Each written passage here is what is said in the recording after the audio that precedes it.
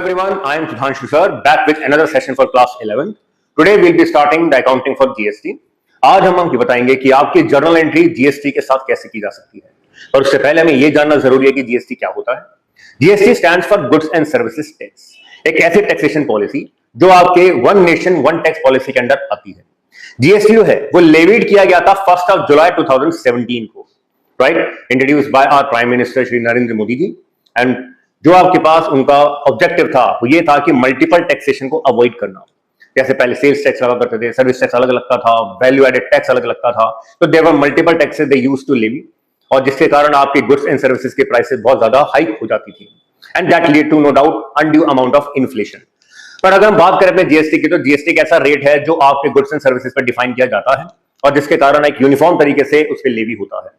तो नाउ अगर मैं आपके पास जीएसटी की बात करता हूं, जैसे मैंने कहा आपके पास GST stands for Goods and Services Tax, right? That was levied on 1st of July 2017.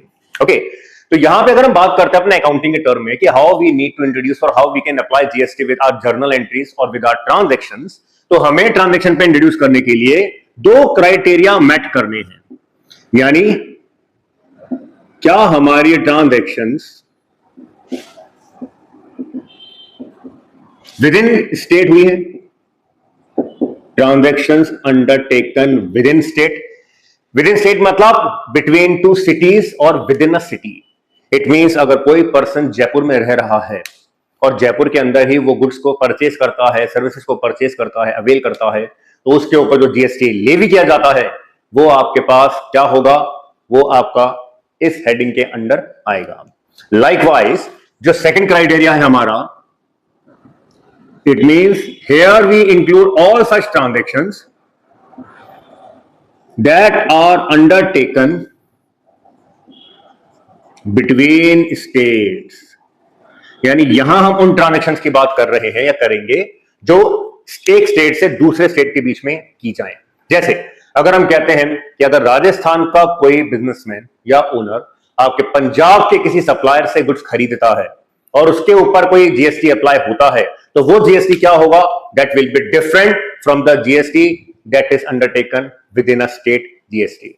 Okay, तो दोनों को हमने अलग अलग बांटा है, अलग अलग ट्रांजेक्शन देखनी है। तो अगर मैं पहले ट्रांजेक्शन के सेगमेंट की बात करूं, transaction undertaken with in a state, तो यहां पे लगने वाला जो जीएसटी होगा वो हमारे एक नहीं दो होंगे, और वो होंगे सीजीएसटी और एसजीएसटी।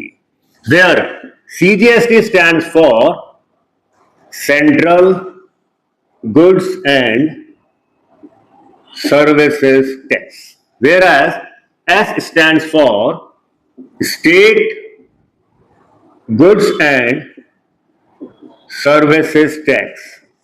इसका मतलब ये हो गया, फॉर एग्जाम्पल अगर हम किसी रेस्टोरेंट में खाना खाने जाते हैं, राइट, या हम किसी फास्ट फूड रेस्टोरेंट पे विजिट करते हैं, जस्ट लाइक डोमिनोज, पिज्जा हट, मैकडॉनल्ड्स, बर्गर फॉर्म, वहां पे जब आप अपना कोई भी फूड आइटम लेते हैं, उसको वहां बैठ के रेलिश करते हैं, चेरिश करते हैं, उसके बाद जब बिल का पेमेंट आप करते हैं, तो जो बिलिंग अमाउंट होता है उस पर जो आपका पे किया जाता है, that is always been a CGST and SGST. अब इसमें जो सीजीएसटी एसजीएसटी है, दोनों की रेटें सेम होती हैं। अगर मैं कहता हूं सीजीएसटी अगर फॉर एग्जांपल 6% है, तो एसजीएसटी भी 6% होगा। अगर सीजीएसटी 2.5% है कमोडिटी पे, तो एसजीएसटी भी 2.5% ही होगा। इट मींस जीएसटी का एक तरीके से हाफ शेयर सेंट्रल गवर्नमेंट रख रही है और हाफ शेयर स्टेट गवर्नमेंट रख रही है, राइट। तो यहां हम कहते हैं जो टैक्स है, tax is basically a duty and liability to be paid to the government. सरकार को पे करने के लिए एक तरीके से लायबिलिटी है जो ओनर को डिपॉजिट कराना है। पर अगर एक्सेस टैक्स हमने पे कर दिया है तो we can get the refund back also. Okay, now यहां मैंने विद इन स्टेट की बात करी, तो अगर बिटवीन स्टेट्स की बात करेंगे हम, तो यहां पे लेवी होने वाला सिर्फ एक ही जीएसटी होगा, that is IGST. It means यहां हम जिस जीएसटी की बात कर रहे हैं, that is integrated goods and services tax. ठीक है, कई महीने में इंटर स्टेट जीएसटी भी बोल दिया जाता है, और हमें इसका प्रॉपर फॉर्म यूज करना है इंटीग्रेटेड जीएसटी। अब जो रेट आपकी सीजीएसटी और एसजीएसटी की थी, उन दोनों की कंबाइंड रेट आईजीएसटी की होती है। इसका मतलब जैसे मैंने कहा कि अगर सीजीएसटी 6%, एसजीएसटी 6%, तो आपका आईजीएसटी 12% होगा। That is confirm. ओके, तो यहां हमने अपनी जीएसटी के बारे में बात करी है। अब हम अपने जीएसटी को थोड़ा सा और एक्सटेंसिवली देखते हैं अपनी एंट्रीज के अंदर। तो अगर मैंने जीएसटी की बात करी है, तो यहां पे सबसे इंपॉर्टेंट बात है कि जब आप गुड्स को परचेज करते हैं, यानी व्हेन परचेजेस आर मेड, या फिर आप एक्सपेंसेस इनकर करते हैं, राइट, जिनके ऊपर जीएसटी अप्लाई हो रहा है या होगा। ठीक है, दोबारा कह रहा हूं मैं, लिसन केयरफुली। अगर परचेजेस कर रहे हैं गुड्स की, या कोई ऐसा खर्चा एक्सपेंस कर रहे हैं जिसके ऊपर जीएसटी एप्लीकेबल है, उस केस में, यानी इन दोनों के केस में अप्लाइड जीएसटी क्या होगा? Input CGST, input SGST. अगर आपका ट्रांजैक्शन विद इन स्टेट हो रहा है तो, अगर आपका ट्रांजैक्शन बिटवीन स्टेट हो रहा है तो हम यूज करेंगे इनपुट आईजीएसटी। ठीक है, ये बात आपको समझना है, राइट। हमने क्या करा? अपने सीजीएसटी के आगे इनपुट लगाया। इनपुट क्यों लगेगा? क्योंकि परचेजेस और एक्सपेंसेस का केस जब भी होगा, हमें इनपुट सीजीएसटी, इनपुट एसजीएसटी का यूज करना है। लाइकवाइज, अगर आपके पास सेल्स हुई या कोई भी इनकम आप रिसीव कर रहे हैं, तो इन पे अप्लाई होने वाला जो जीएसटी होगा, that will B output CGST, output SGST. अगर ट्रांजैक्शन, फिर से कह रहा हूं मैं, विद इन अ स्टेट हुई तो, अगर आपकी ट्रांजैक्शन बिटवीन स्टेट हुई तो हमारे पास आउटपुट आईजीएसटी अप्लाई होगा। यह बात आपको बहुत ध्यान से समझनी है, क्योंकि जब हम जीएसटी की बात कर रहे हैं तो जीएसटी के तहत हमें यह पता होना जरूरी है कि किस पे इनपुट, किस पे आउटपुट अप्लाई किया जाता है। ठीक है, तो ये तो मेरा छोटा सा इंट्रोडक्शन रहा आपके लिए कि जीएसटी क्या होता है, कैसे अप्लाई होता है, और कब इनपुट हम चार्ज करेंगे, कब आउटपुट हम चार्ज करेंगे।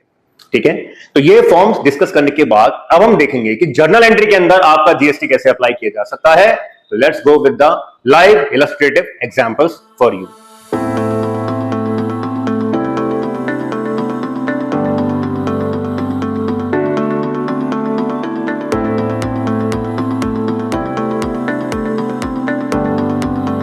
नाउ अब देखो, हमने एक क्वेश्चन आपके सामने, एक ट्रांजैक्शन आपके सामने प्रेजेंट की है, जिसमें लिखा है goods purchase from Sanjeev ₹50,000।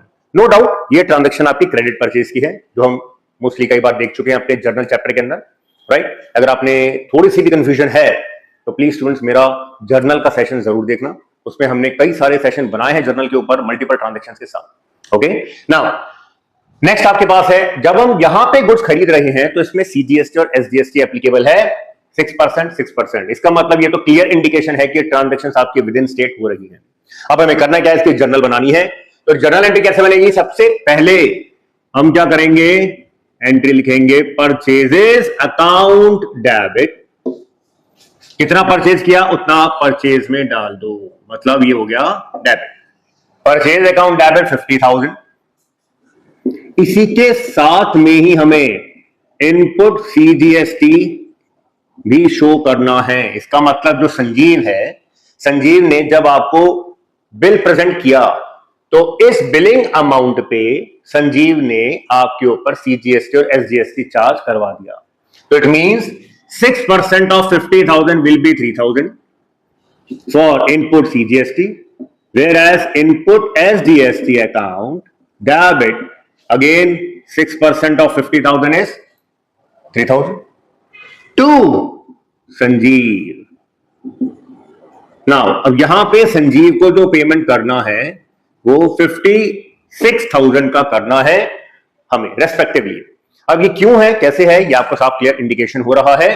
Purchase to Sanjeev हमारी एंट्री हुआ करती थी when the GST was not applicable, but यहां अगर आपके पास जीएसटी एप्लीकेबल है तो हमें सिर्फ परचेज अमाउंट का पेमेंट ही नहीं करना संजीव को, हमें इनपुट सीजीएसटी और इनपुट एसजीएसटी का पेमेंट भी करना होगा। ओके, तो टोटल अमाउंट जो पेबल है संजीव को वो है 56,000। तो ये हमारी पहले सिंपल सी एंट्री बनी है जीएसटी के साथ। अब इसी के साथ हम कहते हैं एक और ट्रांजैक्शन लेते हैं।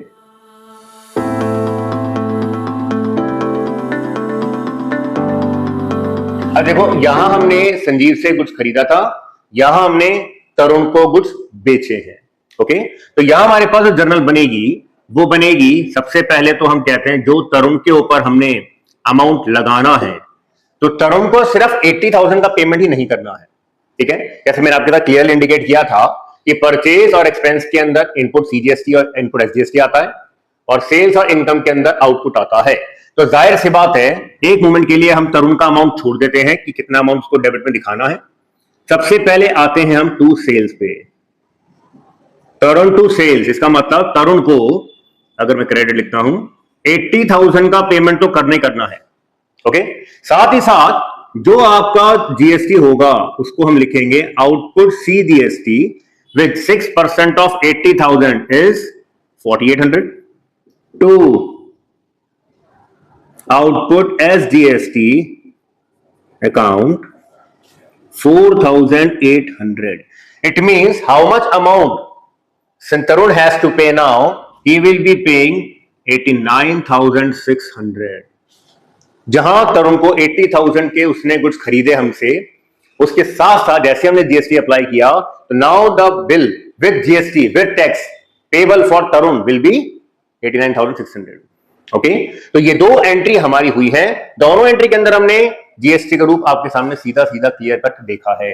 आई होप यहां तक आपके पास एक आइडिया लग गया होगा कि आपके पास जीएसटी में इनपुट और आउटपुट कैसे लगाओगे। नाउ सिंस हमने दो एंट्री आपके साथ करी है, अब हम क्या करेंगे, we will be seeing the settlement of GST. अब मैं आपको हाथों हाथ सेटलमेंट भी बताऊंगा कि जब आपके पास इनपुट और आउटपुट सीजीएसटी दोनों आ जाते हैं तो हम अपनी फाइनली जो सेटलमेंट करते हैं, फाइनल सेटलमेंट ऑफ जीएसटी, ताकि हमें यह पता चले कि हमें इनफैक्ट कितना अमाउंट गवर्नमेंट को पे करना है या फिर हमें गवर्नमेंट से कोई एक्सेस अमाउंट लेना तो नहीं है। ठीक है, उसके लिए हमें एक बात का ध्यान रखना है कि जितने भी ट्रांजैक्शन में इनपुट सीजीएसटी इनपुट एसजीएसटी होगा सबको कलेक्ट कर लो, सम कर लो। इसी तरह से जितने भी ट्रांजैक्शंस में आपके पास आउटपुट सीजीएसटी आउटपुट एसजीएसटी होगा सबको कलेक्ट कर लो, सबको सम कर लो और फिर ये देखो किसका अमाउंट ज्यादा है। अगर मैं इन दोनों ट्रांजैक्शन को देखूं तो मेरा आउटपुट सीजीएसटी आउटपुट एसजीएसटी का amount input CGST input SGST से ज्यादा है। ठीक है, तो इसका मतलब मैंने जीएसटी का कलेक्शन ज्यादा किया है, तो मुझे जीएसटी का अमाउंट गवर्नमेंट को पे करना होगा।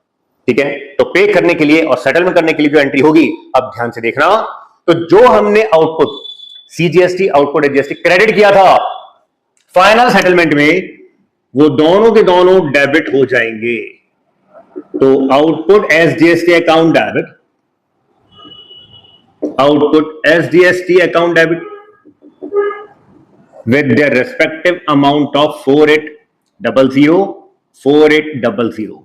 ठीक है, टू जो इनपुट डेबिट था अब आपके फाइनल सेटलमेंट में वो क्रेडिट हो जाएगा to input SGST account with their respective amount of 3000 3000. ठीक है, बट यह हमारी एंट्री तो पूरी बनी नहीं। जैसे मैंने आपको अभी थोड़ी देर पहले कहा था कि अगर हमने एक्सेस अमाउंट रिसीव किया होगा तो वी हैव टू पे टू द गवर्नमेंट। अब यह कितना पे करना है, let's make the difference. 4,800 minus 3,000 1,800। इसका मतलब जो बैंक को पे करना है वो हमें 1,800 तो हमें आउटपुट सीजीएसटी का पेमेंट करना है जो एक्सेस नजर आ रहा है आपको, सेम 1,800 ही हमें आउटपुट एसजीएसटी का पेमेंट भी करना होगा।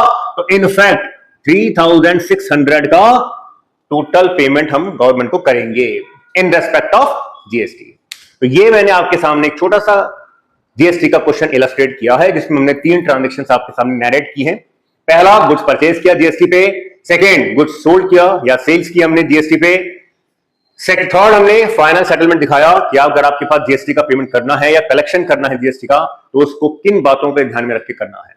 ठीक है, तो सिंस जब मैंने आपसे सारी बातें करी हैं, अब मैं क्या करूंगा, एक और टास्क लूंगा, एक और क्वेश्चन डेवलप करूंगा आपके सामने जिसमें हम खर्चों को भी लेंगे, इनकम को भी लेंगे, हम अपने सेल्स परचेज को भी लेंगे विद देयर रेस्पेक्टिव डिस्काउंट्स, ताकि हमारे पास जो जीएसटी की कंफ्यूजन है वो हर हाल में दूर होनी ही चाहिए। ठीक है, तो let's go with the question now.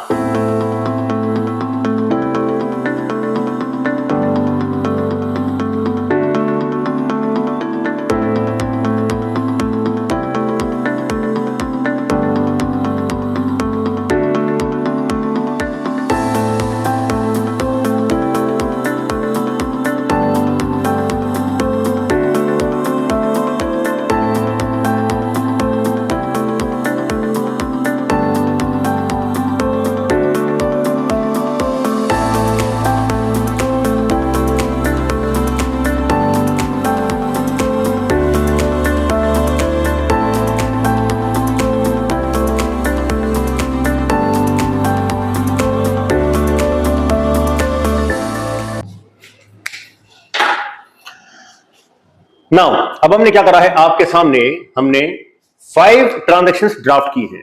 एक छोटा सा क्वेश्चन आपके लिए नैरेट किया है, जिसके अंदर हम देखेंगे हर एक ट्रांजैक्शन के अंदर हम ये अज्यूम कर रहे हैं कि जीएसटी एप्लीकेबल है। तो अगर जीएसटी एप्लीकेबल है तो यहां पे हमें हर ट्रांजैक्शन के ऊपर अपनी एंट्री में जीएसटी को परफॉर्म करना है, और जो आखिरी एंट्री हम बनाएंगे that will be the final settlement of GST. Okay, अब यहां पे हमारा पहला जो आपका ट्रांजैक्शन है उसकी जो जर्नल एंट्री हमारी बनेगी, advertisement expenses paid in cash ₹30,000। इसका मतलब एडवर्टीजमेंट एक्सपेंसेस आपने पे करे हैं, कैश में पे किए हैं, 30,000 का अमाउंट है, तो नेचुरल सी बात है उस पर अगर जीएसटी एप्लीकेबल है तो जीएसटी आपके पास रेट गिवन है 9%। लेट मी से ईच। इसका मतलब अगर मैं 9% लगा रहा हूं, वो भी ईच लिख के, तो इसका मतलब 9% सीजीएसटी और एसजीएसटी दोनों पे है, राइट। अगर मैंने सिर्फ 9% लिखा होता तो मैं 4.5% कर देता। सिंस कैलकुलेशन थोड़ी टिपिकल हो जाती, थोड़ा लेंथ बढ़ जाती, तो हमने थोड़ा सा अपनी कॉम्प्लिकेसी को सेट असाइड करके हम सबसे पहले कॉन्सेप्ट पे वर्क कर रहे हैं, ठीक है। तो नाउ अगर मैंने आपसे फर्स्ट ट्रांजैक्शन की बात करी तो यहां पे हमारी जर्नल बनेगी advertisement expenses account debit with respective amount of 30,000 debit. जैसे मैंने कहा था, परचेज हो या एक्सपेंस हो, आपको करना क्या है, इनपुट सीजीएसटी इनपुट एसजीएसटी लगाना होगा। तो हम लिखते हैं input CGST input SGST account debit. तो 30,000 पे 9%, 2700 तो लगा इनपुट सीजीएसटी, 2700 लगा इनपुट एसजीएसटी। तो since payment was made in cash, तो टू कैश अकाउंट हम कर देंगे। टोटल अमाउंट आपके पास आ जाएगा 35,400 का। तो ये हमारी पहली ट्रांजैक्शन हो जाएगी जिसके अंदर हमने जीएसटी को इंक्लूड किया है और अपने एक्सपेंसेस का पेमेंट किया है। एक्सपेंसेस का नाम था एडवर्टीजमेंट एक्सपेंसेस। फर्स्ट ट्रांजैक्शन हमारी इसके साथ हो गई। सेकंड ट्रांजैक्शन पर आते हैं। सेकंड ट्रांजैक्शन पर हमें इनकम हो रही है रेंट के रूप में, और रेंट अगर मिल रहा है, हमने कोई सर्विसेज दी है रेंटल, तो जाहिर सी बात है इस पर भी आपका सिर्फ जीएसटी एप्लीकेबल है 9% का। तो नाउ हमने चेक में रिसीव किया और साथ साथ में लिख दिया the cheque was immediately sent to bank, तो हमारी एंट्री अब बैंक से होगी। तो अमाउंट कितना रिसीव करेंगे वो हमें देखना है। तो जर्नल एंट्री हमारे पास होगी bank account debit. Since we need to know how much amount we are going to put into the bank, इसके लिए सबसे पहले तो हम क्रेडिट की वैल्यूज जानते हैं। टू रेंट रिसीव 10,000 रेंट का अमाउंट आया। तो सिंस मैंने कहा था कि सेल्स और इनकम जो भी होगी उस पे आपको अपना आउटपुट सीजीएसटी और आउटपुट एसजीएसटी लगाना है। ओके, इस बातों पे बहुत ध्यान रखना है आपको। जरा सी भी चूक हो गई तो आपका आंसर बिगड़ जाएगा। तो 9% हमने 10,000 की वैल्यू पे लगाया, तो 9% of 10,000 is 900 for output CGST, 900 for output SGST. Total आपके पास हो गया 11,800 का अमाउंट जो हमने अपने चेक के माध्यम से रिसीव किया और उसको बैंक के अंदर डिपॉजिट करा दिया। तो हमारी यहां पे सेकेंड ट्रांजैक्शन भी कंप्लीट हो जाती है। Let's come to the third one.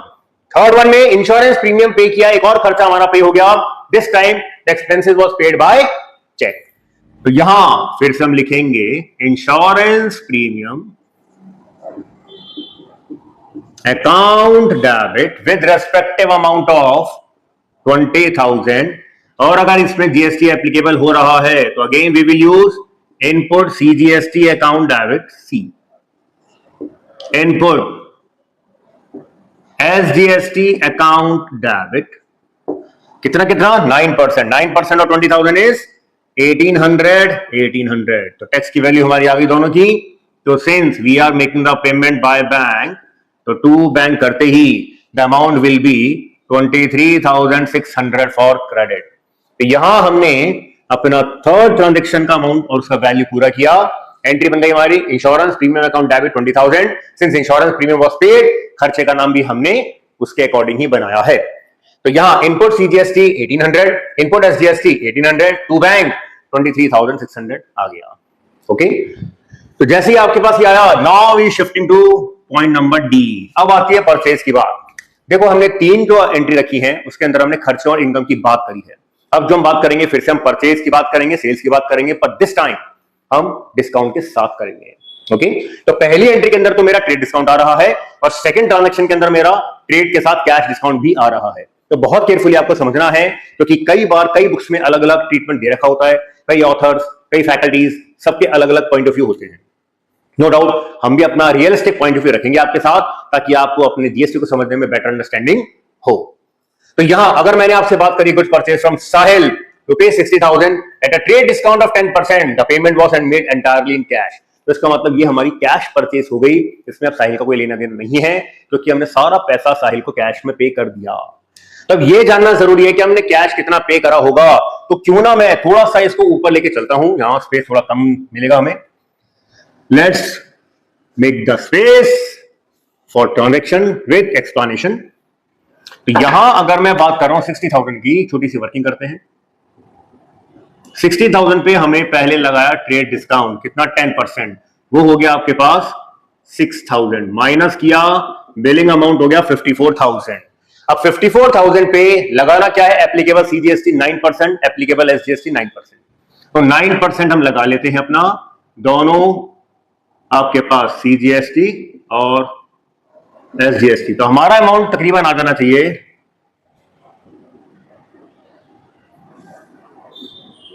4860। Okay, तो ये हमारा रेस्पेक्टिव अमाउंट आएगा। दोनों के दोनों क्या कहलाएंगे, इनपुट सीजीएसटी, इनपुट एसजीएसटी, क्योंकि परचेज हो रही है। तो जब मैंने अमाउंट निकाल लिए हैं, तो चलो एंट्री बना लेते हैं हम। तो आपके पास डी नंबर की जो एंट्री है उसमें एंट्री बनेगी purchases account debit with 54,000, input CGST account debit 4860, input SGST account debit again 480। ठीक है। 2, since the entire purchase was undertaken in cash, देखो साफ साफ लिखा है made entirely in cash, तो हम अपनी एंट्री पूरी कैश में करेंगे। बस रेस्पेक्टिव अमाउंट हमें ऐड करना है, कितना हो जाएगा, दैट विल बी 63,720। यही हो जाएगा ना भाई, 62 कैरी 1, करेक्ट। 63,720 से आपके पास जर्नल एंट्री कंप्लीट होगी। इस जर्नल एंट्री के अंदर हमने परचेज किया है, ट्रेड डिस्काउंट सबसे पहले लेस कर दिया। जैसे मैंने हमेशा से कहा है कि जब भी ट्रेड डिस्काउंट एप्लीकेबल होगा वो कभी रिकॉर्ड नहीं होगा, बट चार्ज जरूर होगा। ठीक है। और जैसे हमने अपना ट्रेड डिस्काउंट माइनस किया, हमारे पास बिलिंग वैल्यू निकल आई, दैट वाज 54,000। उस पे हमने अपना रेस्पेक्टिव 9% का सीजीएसटी एसजीएसटी दोनों लगा दिए, और लगाते ही एंट्री हमारी बनकर तैयार हो गई। तो हमारी फर्स्ट एंट्री भी कंप्लीट हो गई। अब बात करते हैं हम अपनी लास्ट एंट्री, जो ट्रांजेक्शन दे रखी है। यहां आपने गुड्स बेचे हैं महिंद्रा को। अगर महिंद्रा को गुड्स बेचे हैं कितने के, 1 लाख रुपीस के, तो यहां ट्रेड डिस्काउंट एप्लीकेबल कितना है, let's put the trade discount 20%। तो 20,000 का हमने ट्रेड डिस्काउंट माइनस किया, तो बिलिंग वैल्यू आई 80,000। अब देखिए इसमें ना दो बातें होती हैं, ठीक है क्या। एक, अगर आप कैश डिस्काउंट एप्लीकेबल कर रहे हैं तो कई बुक्स में कई ऑथर के ये नैरेटिव्स होते हैं कि जितना कैश आपने रिसीव किया है पहले आप डिस्काउंट को लेस कर दो, उसके बाद जो बचेगा उस पर जीएसटी लगा दो। ठीक है, कैसे, देखो अगर मैंने कहा half of the payment was received in cash, तो सबसे पहले हम क्या करते हैं, इसका हाफ ऑफ कर देते हैं, 40-40। इसका मतलब महेंद्र ने 40 का पेमेंट तो किया नहीं, पर 40 का पेमेंट कर दिया कैश में, है ना।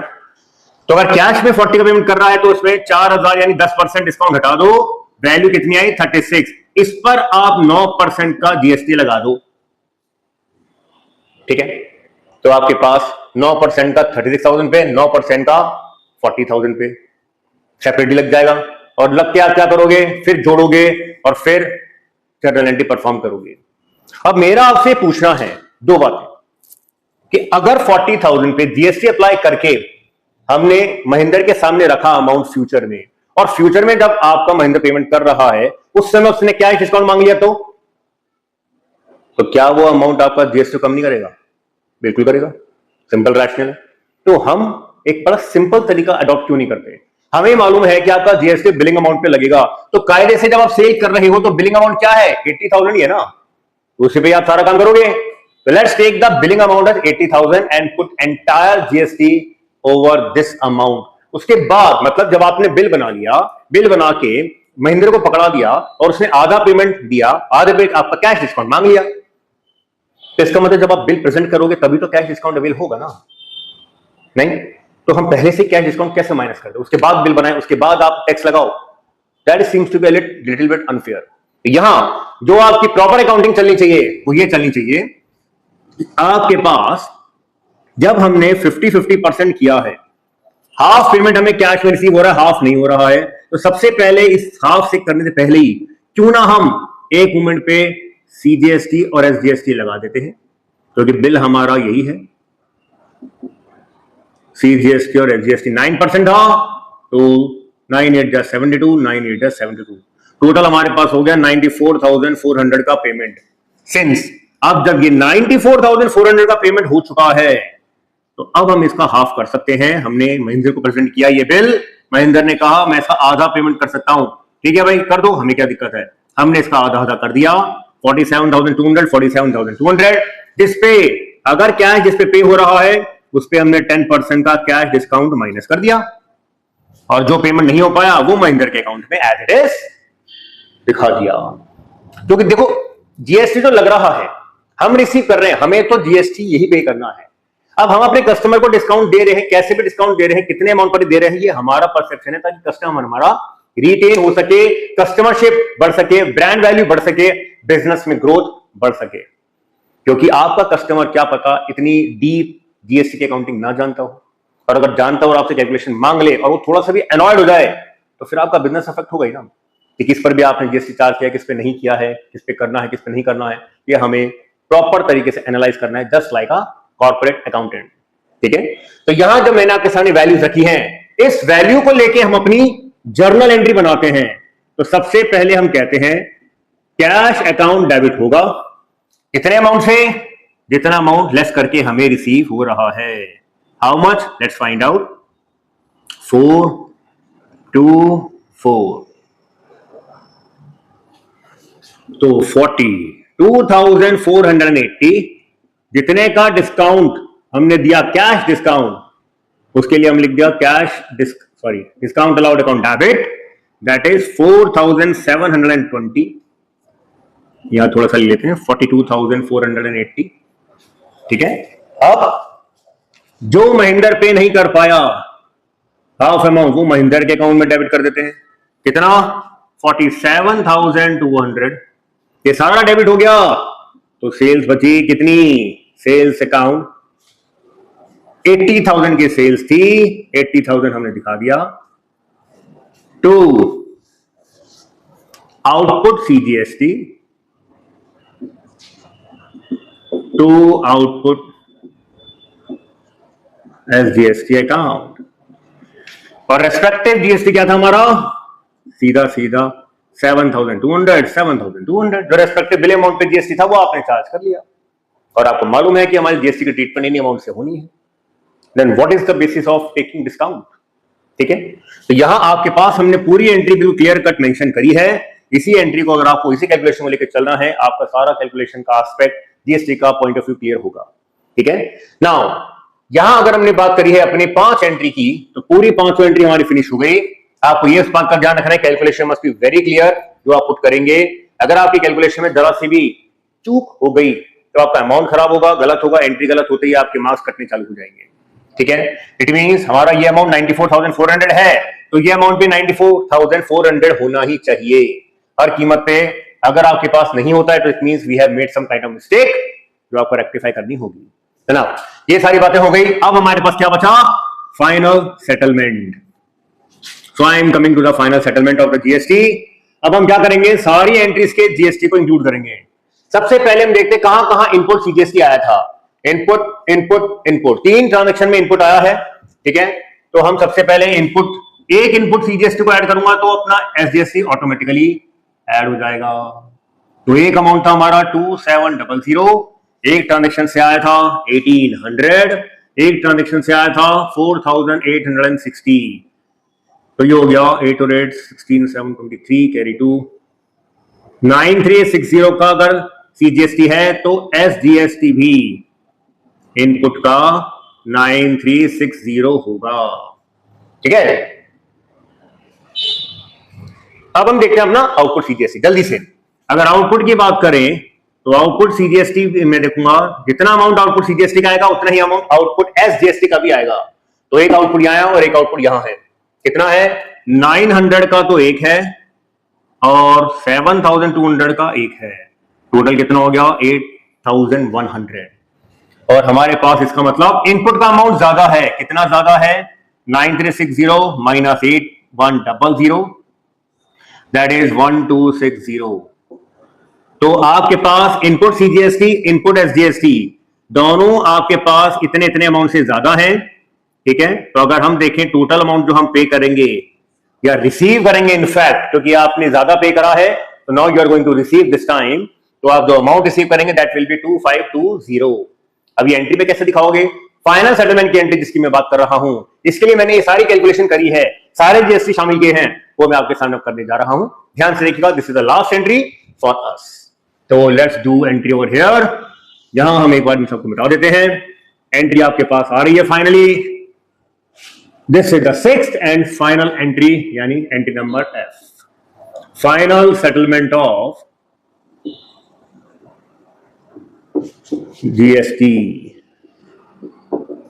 तो जैसे मैंने पहले भी कहा था कि जहां जहां आउटपुट सीजीएसटी आपका क्रेडिट था, अब वो आउटपुट सीजीएसटी आपका डेबिट हो जाएगा। लाइकवाइज आउटपुट एसजीएसटी भी कंबाइंड वैल्यू से डेबिट होगा। कितना था हमारा आउटपुट सीजीएसटी और एसजीएसटी? 8100 से फिगर हमारी हो गई डेबिट। ठीक है, और साथ ही साथ जो पैसा अब हमें मिलने वाला है उसके लिए हम बैंक अकाउंट को डेबिट करेंगे विद द अमाउंट ऑफ 2520 जो मैंने निकाला था with the difference of output and input CGST.